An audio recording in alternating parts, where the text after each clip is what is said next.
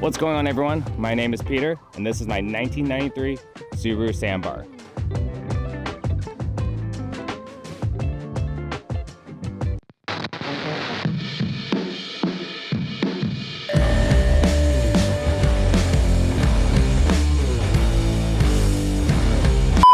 What is going on, everyone?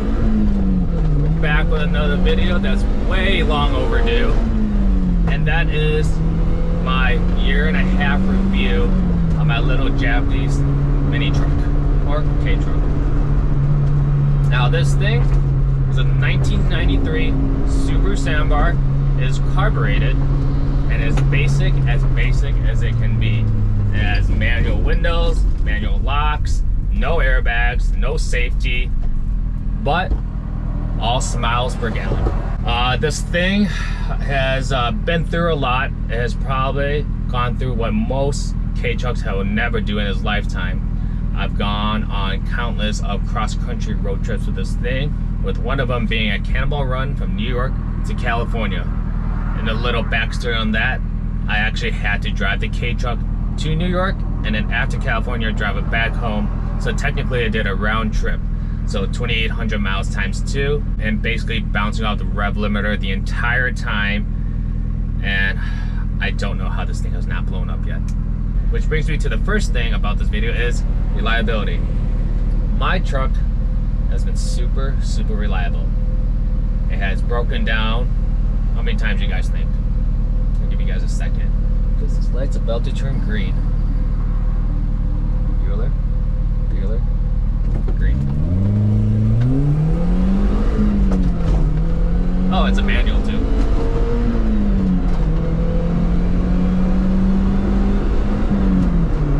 Oh, and a 4x4. And it has a 6-foot bed. This thing is great. But back to how many times it has broken down. It has broken down once, and that was just a few months ago. Now, I really don't want to count it as a breakdown, purely because technically the motor itself was fine, but the alternator just went out and it wasn't charging my battery.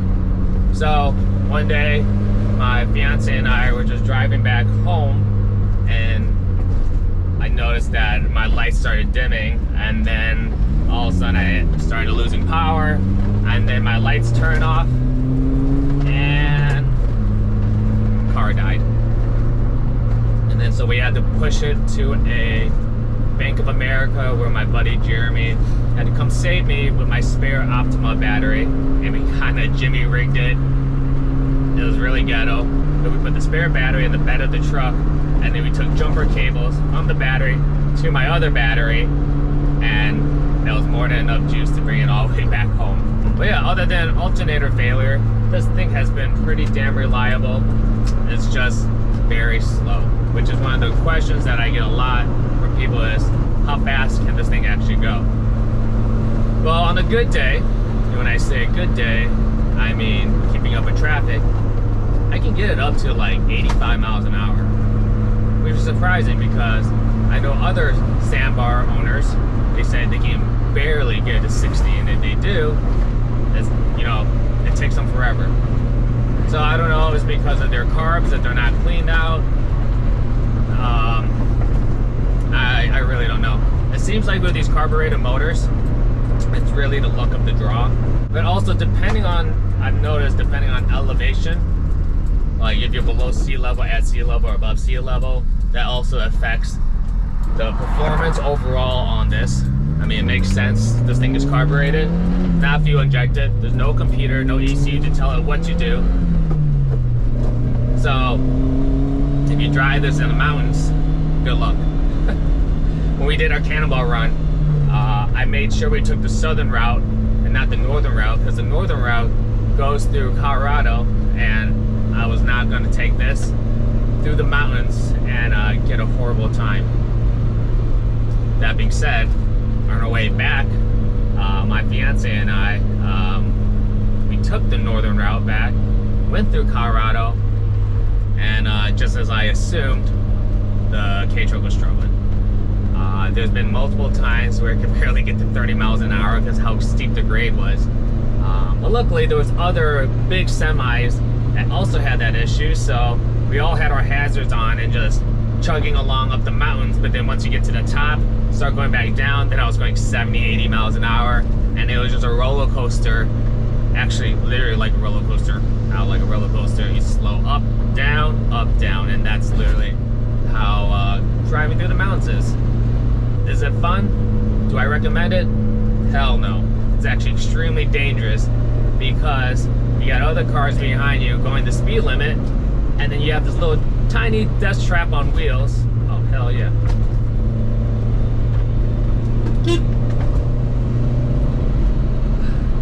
Anyways, there's a guy like mobbing around on his bike. But if you have this little tiny death trap on wheels that's going inconsistent speed, yeah, it's a disaster waiting to happen. Which brings me to my next point, is do I actually recommend owning this thing and driving this around as a daily? So for those who don't know, this is my daily. This is my main vehicle. I mean, I do have my fiance's car that we do drive a decent amount, but that's only because of our dogs. I mean, when it's just me and her, we usually take this anywhere and everywhere we go because I really love driving this thing around. But if we have our dogs, there's nowhere for them to sit. So we take her car, and also it has AC, which this does have air conditioning, but the thing with this air conditioning, it is very hit or miss. And the reason I say that is the air conditioning works, but it's very underpowered when you're using it. So if I turn on the AC, going nice and cold, I love it. But when I start to drive,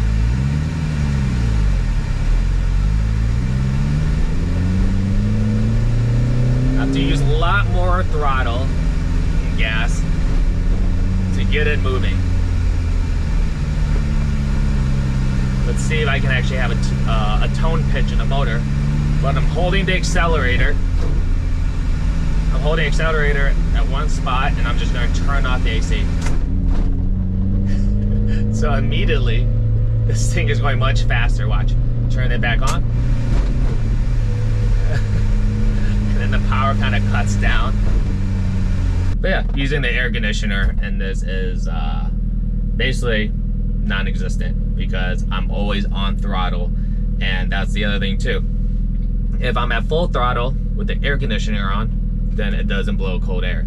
If I let off the throttle, it blows cold air. I'm assuming is that the AC compressor is using so much of the power of the motor and is not efficient, basically. There could be something else. You guys can let me know in the comments below why that's doing that. I'm just assuming that this little 660cc motor just doesn't have enough juice to be at full throttle while blowing cold air. But another question I got is there enough room that I can sit in here and drive it comfortably? The answer for myself is yes. I am roughly 5'8". I'm about 170 pounds. For me, there's more than enough room. I have other people in my Facebook group that's over 6 foot. I've had a friend that's 7 foot get into this thing. Now, can he comfortably drive this? Actually, I think he might be able to because he's skinny, but his knees are literally about to touch the steering wheel. Now, if you're a bigger guy, as in more weight, there's a little bit different story because your belly can hit the wheel, which I put a quick release on here, and that way, if you're a taller person trying to get in and out of my vehicle, you just take this off, climb in, and then you put it back on, and then you can start driving.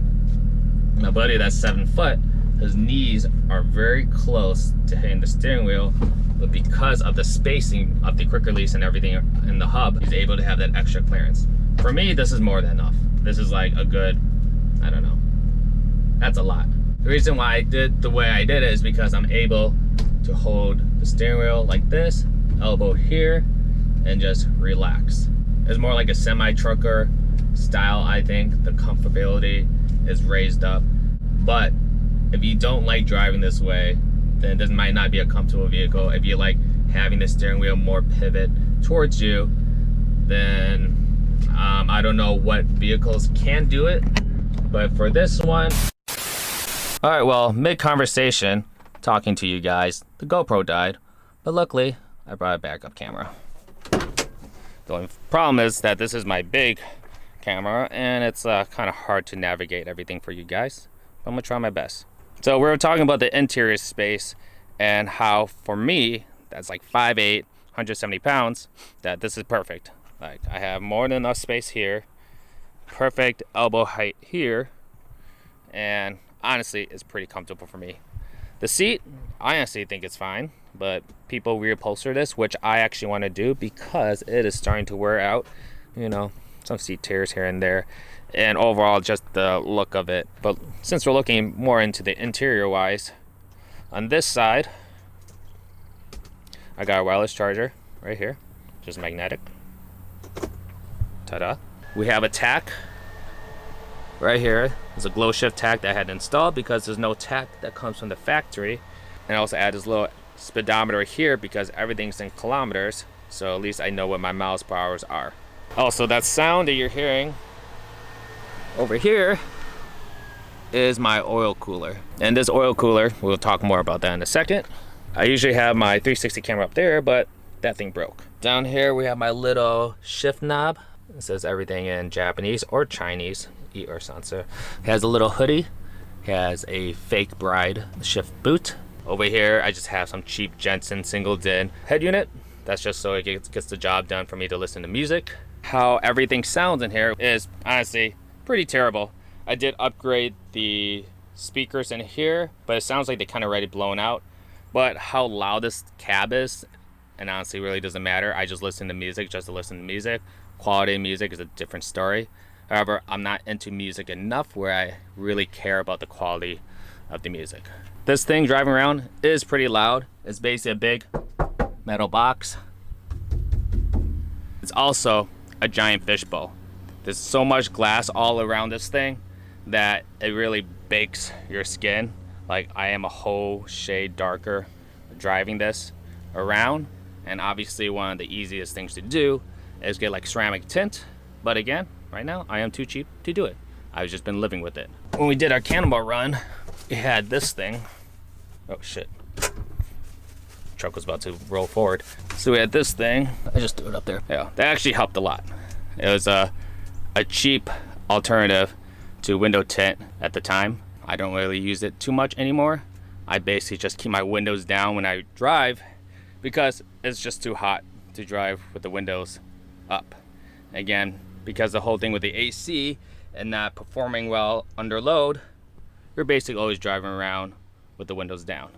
With that being said, if you have very sensitive ears, you might want to drive your K-Truck around with earplugs because it's pretty loud. At least mine is. And this is what I use as a cup holder. Is it for cups? I don't think so, but it works perfectly as a cup holder. You also have some storage back here. Unfortunately, this one doesn't go down, but that one does. And of course, I'm choosing a recording spot where people are doing landscaping. All right, we need to go find a different spot because this guy seems like he's following me.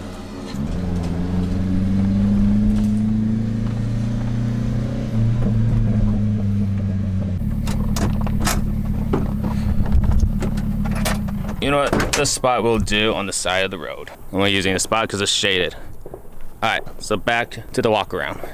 But like I said, the color of the rig is how I bought it. I did add the vinyl on the side and throw, obviously, my user handle on the side so people can find me. However, I am planning on redoing everything. So trying to decide what to do, but that's gonna go away. It's gonna say something else, and yeah, basically I'm gonna change the livery of this thing. But what we did change is wheels and tires. We went from the 12-inch up to 14-inch, and these are Honda HX wheels. I also did all the brakes, brake pads and rotors. And then on that side over here, I added a oil cooler. This is just a universal oil cooler that I got from Amazon. I believe is an Evil Energy. That's the brand. And then the fans that attach to it are just regular computer fans. As you can see, this thing is starting to rust. That's because a lot of times when you buy things overseas, they just try to make the vehicle look as best as possible for photos, and they don't really do the prep properly. So basically all they did was paint it over the frame black. So when I bought this thing looked flawless. But as you can see, over time, it's not that good of a paint, nor did they probably do the prep correctly.